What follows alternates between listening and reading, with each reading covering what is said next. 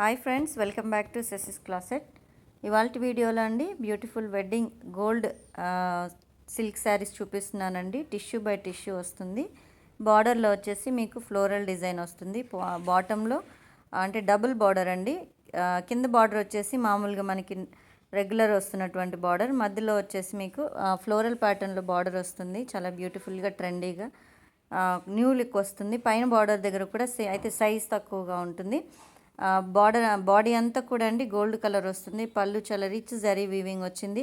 Blouse వచ్చేసి పళ్ళు colour contrast plain zari mix ఉంటుందండి, gold zari mix. Beautiful collection.